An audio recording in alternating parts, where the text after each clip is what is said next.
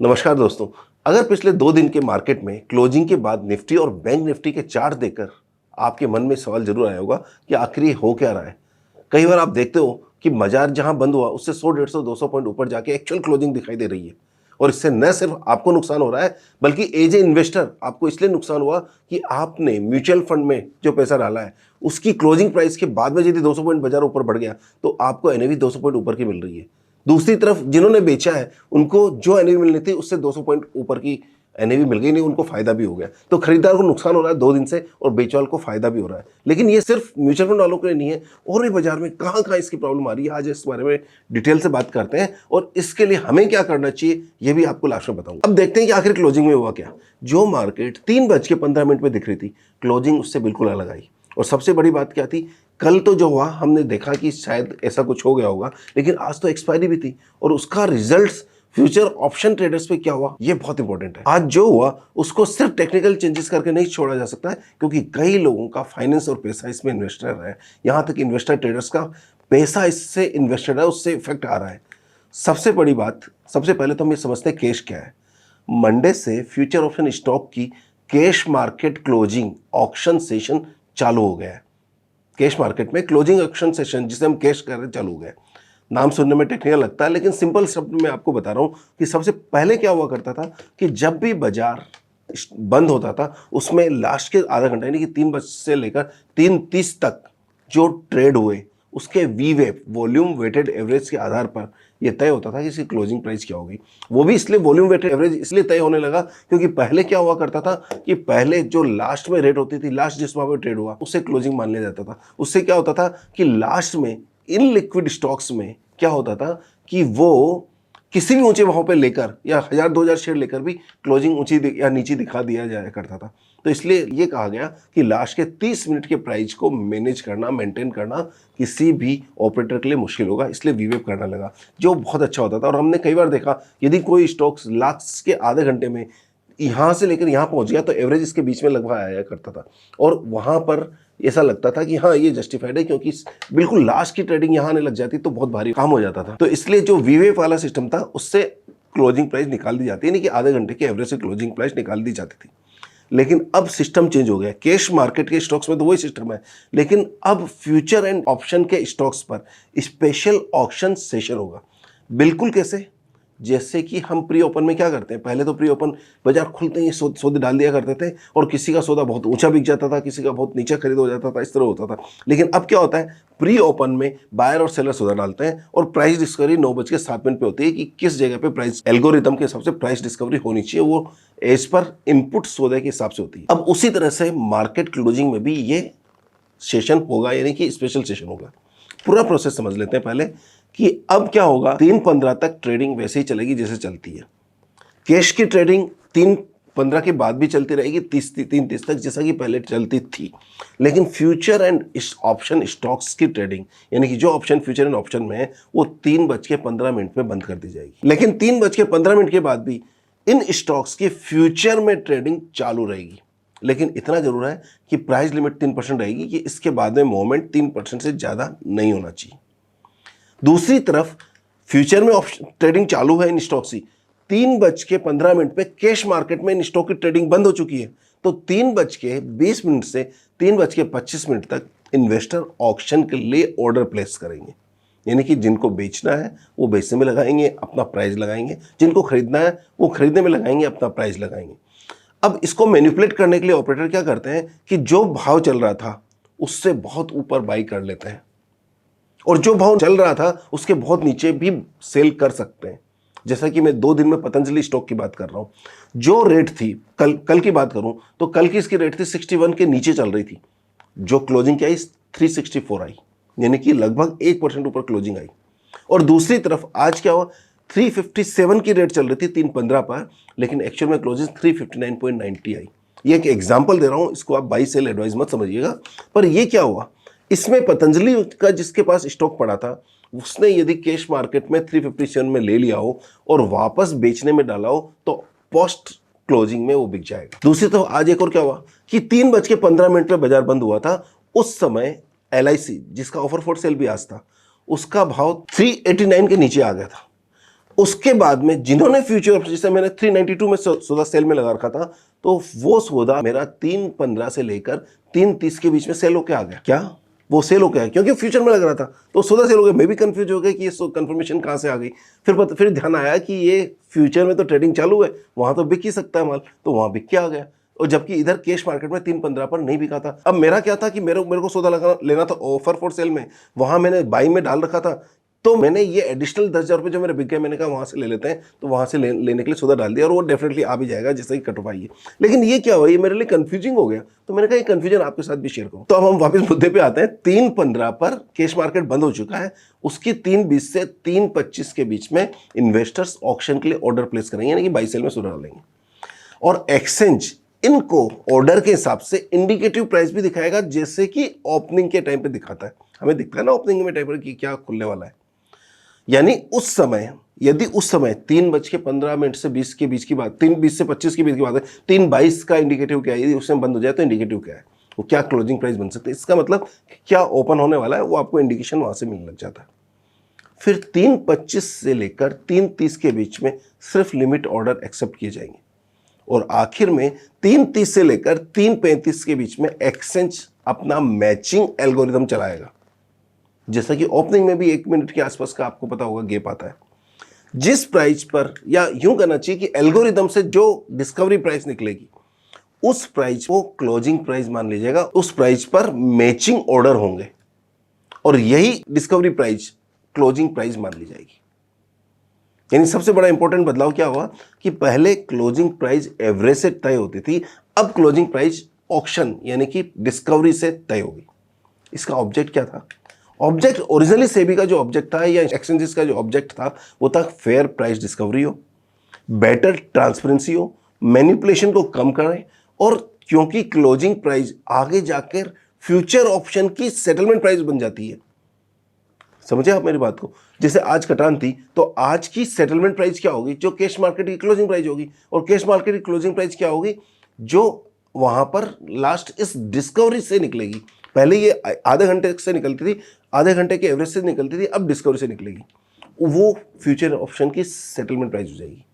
उससे इंडेक्स की कैलकुलेशन होगी उसी सेटलमेंट प्राइस से। क्योंकि पिछले 2 दिन से हम देख रहे हैं कि 200 पॉइंट ऊपर जाके निफ्टी बंद हो रही है, 150-200 पॉइंट, तो इंडेक्स की कैलकुलेशन में वो 150-200 पॉइंट का गैप नजर आने लग गया, और अगले दिन मॉर्निंग में वापस गैप डाउन हो जाता है। तो इसका मतलब कि ओरिजिनल क्लोजिंग तो बाजार के हिसाब से तो वही थी जो 3:15 पे हुई है, लेकिन इस कारण से अभी मिसमैच हो रहा है, या ये समझो कि अभी सिस्टम हमारे समझ में नहीं आया। और तीसरा, इंस्टीट्यूशनल इन्वेस्टर्स सेटलमेंट जैसी इंपॉर्टेंट चीज को इस्तेमाल करते हैं, यूज करते हैं, तो वो उनके लिए प्राइस बहुत इंपॉर्टेंट हो गया। लेकिन अब सवाल ये होता है, पिछले 2 दिन से आखिर हुआ क्या? 3:15 तक निफ्टी प्रोविजनल क्लोजिंग, आज की बात कर रहा हूं, 24,464 के आसपास थी, लेकिन क्लोजिंग खत्म होने के बाद में डिस्कवरी के हिसाब से क्लोजिंग 24,600 हो गई, यानी कि 135-40 पॉइंट का जंप। और ऐसा कल 200 पॉइंट का भी जंप हुआ था। तो क्या मार्केट में वास्तव में ऐसा मूव आया था? एक्चुअली में तो नहीं आया था। ये पूरा फर्क इसलिए पड़ गया कि क्लोजिंग ऑक्शन प्राइस डिस्कवरी से दिखाई जाने लगी। अब इसका इंपैक्ट क्या होगा जरा आप सोचिए। सबसे पहले निफ्टी कॉल ऑप्शन की बात करते हैं। क्लोजिंग के बाद प्रीमियम कुछ इस तरह से बदल गए, मैं बता रहा हूं आपको। 24,450 का कॉल 3:15 पे 84 रुपए था।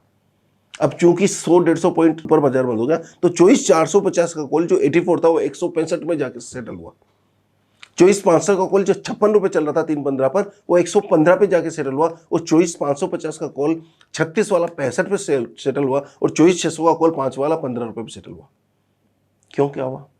क्योंकि जब बाजार बंद हो रहा था उस समय एक्चुअल में 24,550 के आसपास भाव चल रहा था, तो 24,600 का 5 रुपए भी ज्यादा ही था, क्यों ना था, जब बाजार 24,550 चल रहा है तो। लेकिन जब एक्चुअल में क्लोजिंग आई तो 24,615 आ गई, तो इसका मतलब 15 रुपए पे सेटल होना था यहां। अब इससे क्या हुआ? एक्चुअल में इंट्राडे में कोई मूव नहीं आया, सिर्फ क्लोजिंग प्राइस बदलने की वजह से कॉल का प्रीमियम लगभग डबल एवरेज में हो गया, इन सारी का एवरेज मिलाए तो।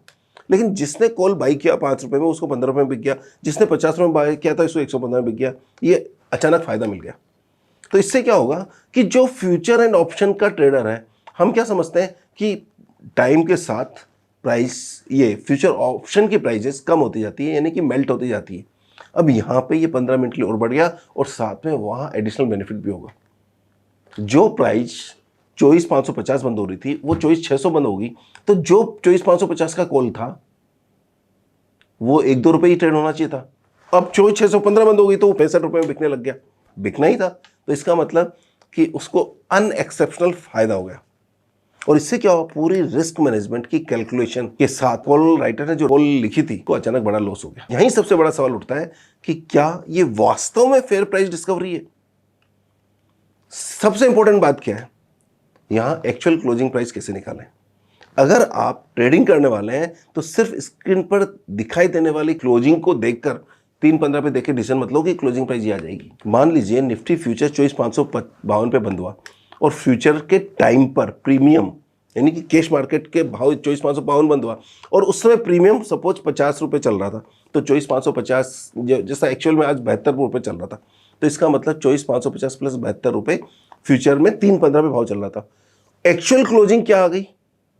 अब क्या होगा कि एक्चुअल क्लोजिंग जो 100 पॉइंट ऊपर आ गई उसमें से 72 रुपए आप कम कर दो, वो कैश मार्केट की प्राइस होगी, यानी कि 24,552 माइनस 72 यानी 24,480। तो ये प्रैक्टिकल रेफरेंस पॉइंट अब के लिए 24,480 क्लोजिंग प्राइस माना जाएगा, जो अपने 3:15 वाले भाव से काफी ऊपर थी। आप समझ गए होंगे, नहीं तो जो एक्चुअली काम करते हैं, जो डीपली काम करते हैं, अच्छे से समझ जाएंगे। और ऐसा ही कुछ बैंक निफ्टी में हुआ, 57,710 पे बंद हुआ, प्रीमियम लगभग 220 पॉइंट था और एक्चुअल स्पॉट प्राइस कैसे निकाली, 57,710 माइनस 200 भी नहीं 490, लगभग 57,500 के आसपास प्रैक्टिकल क्लोजिंग बंद की।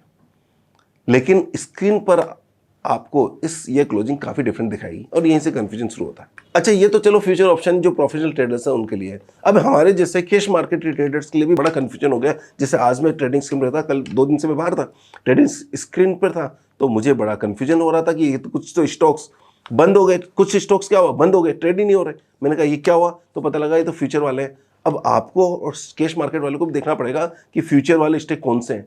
अब एक इन्वेस्टर जो कैश मार्केट में काम करता है उसको क्या लेना देना फ्यूचर में कौन से स्टॉक्स हैं, उसको ये भी ध्यान रखना पड़ेगा। ये 3:15 पे बंद हो जाएंगे, जैसे मैंने पतंजलि का एग्जांपल लिया, 3:15 पे बंद हो गया, मुझे पता ही नहीं है फ्यूचर में ट्रेड हो रहा है क्या। ऑप्शन के ट्रेडर्स या फ्यूचर के ट्रेडर्स तो इस सिस्टम को धीरे धीरे समझ जाएंगे, लेकिन कैश मार्केट ट्रेडर को पता ही नहीं है ऑप्शन में कौन कौन से स्टॉक्स ट्रेड हो रहा है, उसको क्या लेना देना। वो तो कैश में डिलीवरी उठाता है, 10 शेयर डिलीवरी लेगा, 10 शेयर बेच देगा, 50 शेयर लेगा, 50 शेयर बेच देगा, या 50 शेयर की डिलीवरी उठा लेगा। तो कैश मार्केट के लाखों इन्वेस्टर जो सिर्फ चार्ट देखकर अगले दिन की ट्रेडिंग या इन्वेस्टमेंट डिसीजन लिया करते थे, उनके लिए ये क्लोजिंग प्राइस मिसलीडिंग हो गई। उन्हें लगेगा कि निफ्टी 130 या 140 150 में ऊपर बंद हुई है, जबकि रियलिटी क्या है, इसका कुछ और ही है। और इसका इंपैक्ट क्या पड़ेगा, टेक्निकली एनालिसिस पर कल गैप डाउन दिखेगा, जैसा कि आज सुबह गैप डाउन दिखा। आज यदि यूएस मार्केट रात में तेज नहीं होता तो गैप डाउन बहुत ज्यादा दिखता। दूसरा, सपोर्ट एंड रेजिस्टेंस लेवल पर दिखेगा। गैप एनालिसिस करके कई लोग टेक्निकल एनालिसिस का डिसीजन लेते हैं, वो कंफ्यूज हो जाएंगे कि क्या हुआ, गैप डाउन क्यों हो गया, गैप अप क्यों हो गया, और नेक्स्ट डे की प्लानिंग पर डिस्टर्बेंस हो जाएगा। तो ये कुल मिला के मोटा मोटा आपने समझा। लेकिन यहां मेरा सजेशन है, जिन्होंने भी जो भी ये एक्सचेंजेस ये रूल्स लेके आए, उनको एक मेरा सजेशन है। एक तो कैश मार्केट के इन्वेस्टर के लिए कंफ्यूजन मत करो, वो तो 3:30 पे जैसे सारे स्टॉक्स बंद होते हैं वैसे उनके बंद होते हैं, उनको नहीं याद रखना कि ये कौन से 150 170 स्टॉक फ्यूचर में ट्रेड करते हैं, उनको कोई लेना देना नहीं है। वो तो कैश में 10 20 50 शेयर की डिलीवरी रहते हैं, छोटे छोटे इन्वेस्टर है, वो तो अपनी डिलीवरी लेने दो, उनको 3:30 तक रूटीन में काम करने दो। वैसे प्रैक्टिकली मुझे पूछा जाए तो पहले वाला सिस्टम या तो हम समझ गए इसलिए मुझे प्रैक्टिकल लग रहा है। आपको क्या लगता है, आप नीचे कमेंट में बता दीजिएगा। कम से कम पहले वाले सिस्टम में सभी पार्टिसिपेंट्स को एक ही क्लोजिंग प्राइस को रेफरेंस मान लिया करते थे, और दूसरा 3:30 तक रूटीन टाइम में कैश हो फ्यूचर हो हमें लेना देना नहीं है, ऑप्शन फ्यूचर के ट्रेड्स में कैश मार्केट की एक ही टाइम तक ट्रेडिंग होती थी। तो इसलिए मुझे तो प्रैक्टिकल लगता है कि पहला वाला सिस्टम अच्छा था, लेकिन फिर भी यदि आप चाहें तो हमें तो 3:30 बजे तक काम करने दें। और यदि आपको प्राइस डिस्कवरी मॉडल जैसा आप चाहते हैं वैसा करना है, हो सकता है सेबी कर रही है या एक्सचेंजेस कर रहे हैं, तो डेफिनेटली जैसे ओपनिंग प्राइस डिस्कवरी जो हुआ था वो वास्तव में बिल्कुल सही काम हुआ, क्योंकि उसमें हम देखते थे कि एक ही स्टॉक में 7-7 रुपए का या 2-2% के डिफरेंस आता था पहले सेकंड के भाव में और पहले मिनट के भाव में, 1 मिनट के भाव में। तो उस हिसाब से मुझे लगता है कि वो जो ओपनिंग वाला था बहुत अच्छा था, लेकिन क्लोजिंग वाला शायद वैसा ही करना चाहते हो, या तो हम समझ नहीं पाए या फिर एक्सचेंजेस इसको इंप्रूव करने की जरूरत है। तो कुल मिलाकर मेरा दूसरा सजेशन ये है कि डिस्कवरी बेस्ड क्लोजिंग प्राइस यदि आपको रखना है तो कैश और फ्यूचर की 3:30 तक की नॉर्मल ट्रेडिंग चलने दीजिए। उसके बाद सेटलमेंट या डिस्कवरी प्राइस के लिए अलग से 10 मिनट दे दो फ्यूचर एंड ऑप्शन के स्टॉक्स के लिए। लेकिन कैश मार्केट के इन्वेस्टर्स को आर्टिफिशियल क्लोजिंग या अब याद रखना पड़ेगा कौन सा फ्यूचर का स्टॉक है, उस टेंशन से उनको मुक्त कर दो और उनको कंफ्यूज मत करो, क्योंकि हम लोगों को वास्तव में पता नहीं होता है कि कौन सा स्टॉक फ्यूचर में है या नहीं है। हमें तो कैश में डिलीवरी लेनी थी, ले रहे होते हैं। तो आखिर में मैं यही कहूँगा कि ये बदलाव नया है, इसलिए आने वाले दिनों में हमें देखना पड़ेगा मार्केट इसे कैसे एक्सेप्ट करता है। इसमें क्या ट्रांसपेरेंसी बढ़ेगी, क्या क्लोजिंग के आखिरी 15 मिनट में मार्केट ज़्यादा वोलेटाइल और ज़्यादा कंफ्यूजिंग और ज़्यादा स्पेकुलेशन इसमें चालू हो जाएगा, ये तो समय बताएगा। आपको क्या लगता है, क्या ये क्लोजिंग ऑक्शन सेशन यानी केस मार्केट को ज़्यादा फेयर और ट्रांसपेरेंट बनाएगा, या फिर रिटेल इन्वेस्टर ट्रेडर्स को, कैश मार्केट इन्वेस्टर्स को ये कंफ्यूजन ज़्यादा क्रिएट कर रहा है? आपको क्या लगता है? अपनी राय कमेंट में जरूर बताइएगा। और अगर ये एनालिसिस पसंद आया हो तो वीडियो को लाइक और कमेंट जरूर कीजिएगा। चैनल को सब्सक्राइब नहीं किया तो अभी कर लीजिए, क्योंकि ऐसे प्रैक्टिकल और एजुकेशनल अनबाइस्ड एनालिसिस यानी कि एक सिस्टम को समझने की हम कोशिश कर रहे हैं। मुझे नहीं पता क्या राइट है क्या रॉन्ग है, बस मुझे ये पता है कि as a investor, as a trader हमें क्या तकलीफ होनी है, ये मैं आपसे शेयर किया है। Thank you very much, all the best, happy investing. WhatsApp channel join नहीं किया तो ज्वाइन कर लीजिए, और हाँ, चैनल को सब्सक्राइब जरूर कीजिएगा। Thank you. Investments in securities markets are subject to market risks. Read all scheme-related documents carefully before investing. This content is for educational purposes only and should not be considered as investment advice.